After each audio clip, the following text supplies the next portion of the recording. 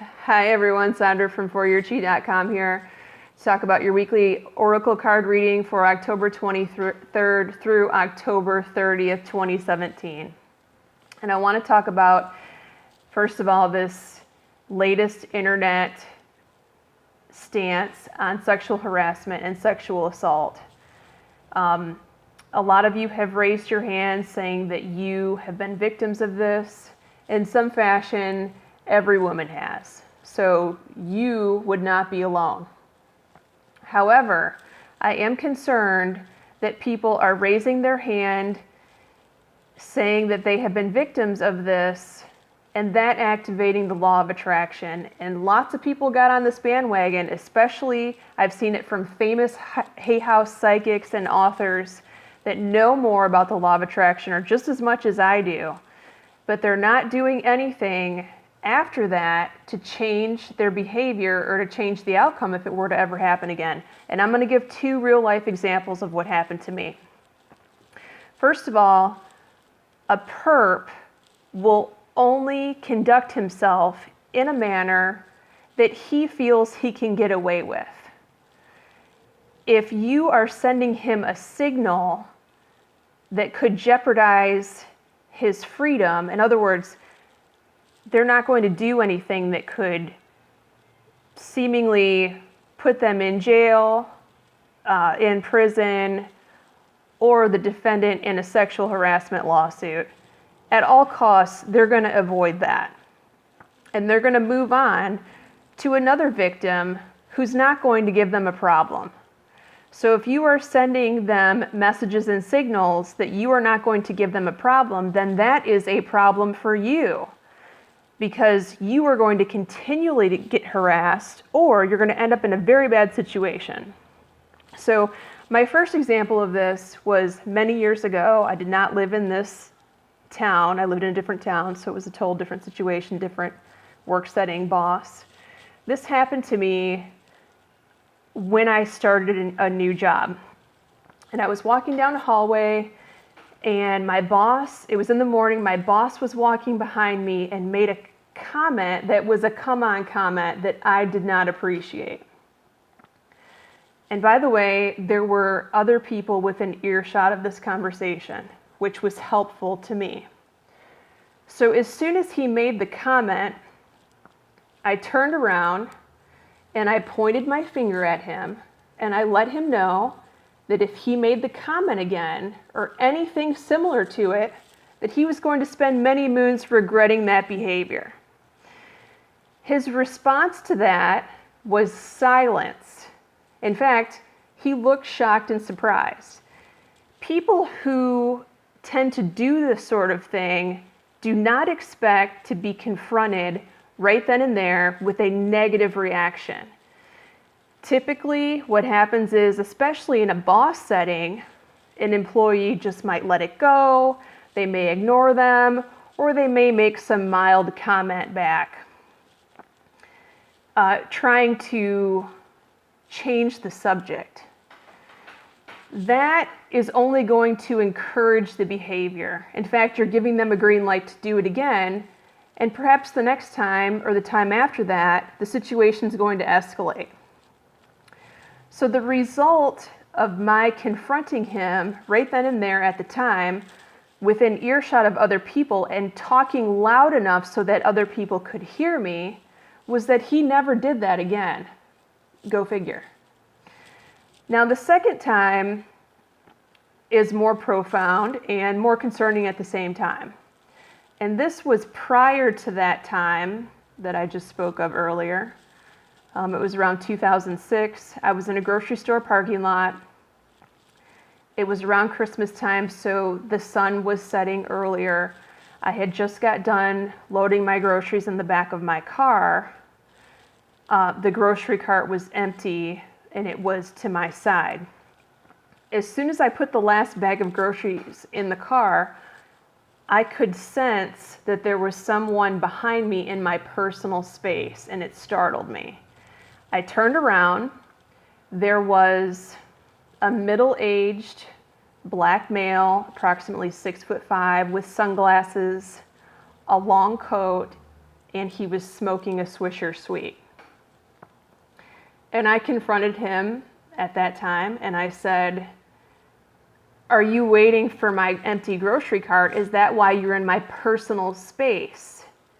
And he stood there staring me down, silently smoking his Swisher Sweet. And I stood there staring him down, watching him smoking his Swisher Sweet. Now, this went on, this period of silence and this stare down, for probably 7 or 8 seconds, probably not longer than that. And at the time, 2 things. I did feel fear. I didn't show it, but I could also read his thoughts, and I heard the word human trafficking. So his intentions were to grab me, put me in a vehicle, and take me somewhere and sell on the black market, okay? When I stood there and confronted him and stared him down, I didn't flinch, I didn't react, I didn't try to run, I didn't even blink.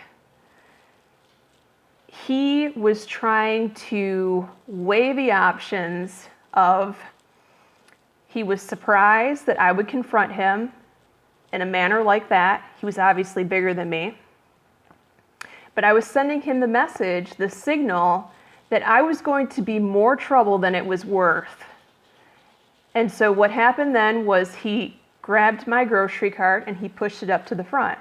I proceeded to get in my vehicle, called the store managers, tell them what happened, tell them to call the police, but at the same time, someone in a managerial position needed to get out in the parking lot and patrol the parking lot because this guy was fixing to kidnap somebody that day. Later on, I heard that no one was taken that day. However, someone was taken from the following weekend at a store that was located near that area. So it actually did happen. It was just a week later. And I tell people this story a lot because you can learn from this experience. A couple of weeks ago, I said something about fear triggers a lot of bad things for a lot of people.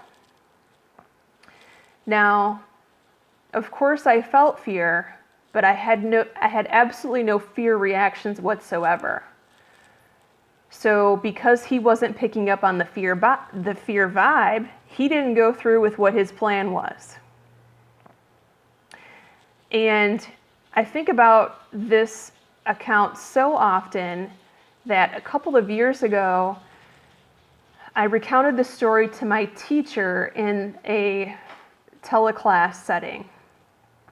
And because I have so much Scorpio in my chart, I have to know why. I have to get to the bottom of everything, which is why I ask a lot of questions and I do a lot of research too. And I recounted the story, and my question was, why am I so safe and other people are not safe? And because at that time, I wasn't putting protection on myself. I wasn't calling on protection like I have been since 2011 when I was told to morning and night. I didn't know any better. So was it just random, or am I more protected than others? Perhaps. Perhaps I do have that. But my reactions also protect me in those particular instances. My teacher's response to my question, after I recounted the event, he said to me, "What did you say to him? Did you tell him that if he messed with you, you were going to rip out his beating heart and stomp on it with your high heel stiletto?" Okay, so he was making a joke, but he read the energy correctly, and that I was sending him a message that if he messed with me, he was going to be sorry. And some of you have seen my thread on Facebook about polling Sagittarians. Hey, have you ever been a victim of this? Let's talk about this. Because Sagittarians, like Scorpios, have this. And the more Sagittarian or Scorpio you have in your chart, by the way, the more you're affected by it. We have this defense mechanism that lets people know, hey, don't mess with me.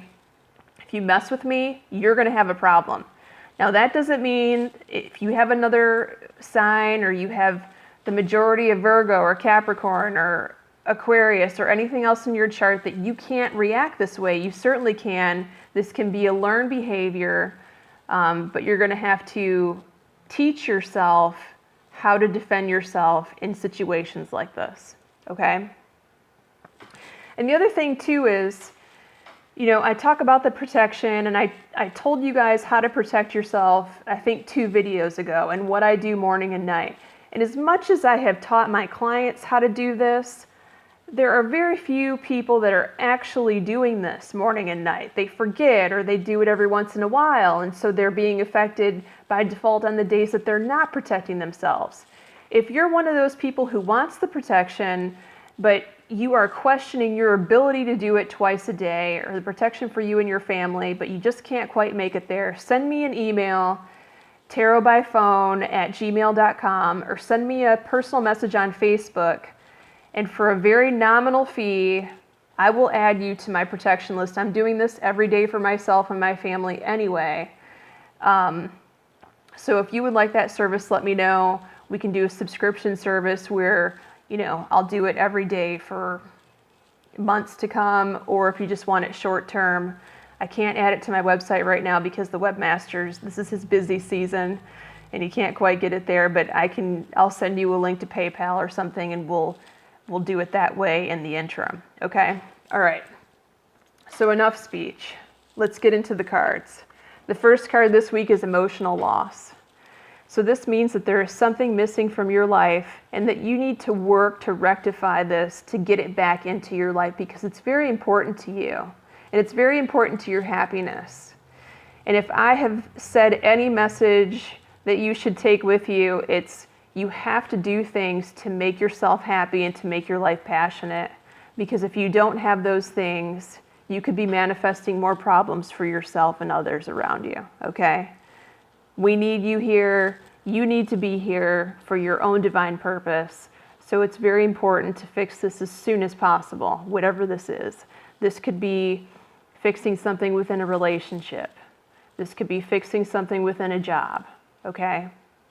Fixing something within your home that's missing, that you require. All right, so the card for midweek is sacrifice. Sacral chakra. Wrong S word, sacral chakra. So this means that you have a heavy desire, but the desire is so heavy that you're actually pushing that which you want away from you. And I call this the desperation card, because you want it so bad that you can't seem to put your fingers on it. So when you feel this energy happening, what you need to do is stand in your faith. If you have already prayed and asked for what you want, then you need to get yourself into gratitude mode to receive it, okay? And how you do that is you say it out loud as many times as possible. Thank you, God. Thank you, universe. Thank you, higher power, higher source, for XYZ. Even if it hasn't happened yet. The more that you verbalize your gratitude, the more you're actually becoming into reception mode, which is what's required for the manifestation, okay? It's very important. All right, now, the third card is rejoice and celebration for this weekend. So there is something to celebrate this weekend. So be prepared, get your house ready, get everything in order, because you will be celebrating with other people some good news. All right? Okay, and the advice cards, I pulled 2, and these cards sort of speak about what has happened in the last couple of weeks. You do need to be replenished. They're saying that you're working yourself too hard.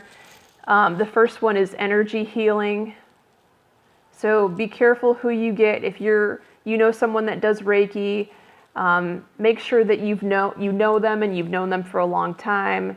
I do not advise anyone to get random Reiki done because you don't know the energy worker. You don't know how clear they are. You could be asking for more problems. So make sure you go to a trusted source. If you don't have a trusted source, send me an email. Let me know, and I'll send you to somebody that can do that for you, okay? And then the other one too is tranquility. And so what this means is you need to take extra care of yourself.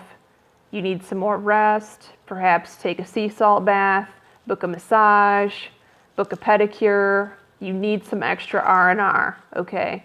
And this is because for the last several weeks and really months, there's been a lot of heavy, intense energy out there, and some of you are absorbing this stuff, and you need a little extra help to maintain your status quo energy, okay? So if you start feeling down, make sure you listen to this advice, get some rest, get some extra help, okay? All right, have a great week, everyone. Send me an email if you need to talk to me, tarotbyphone@gmail.com, or send me a personal Facebook message. Thank you, everyone.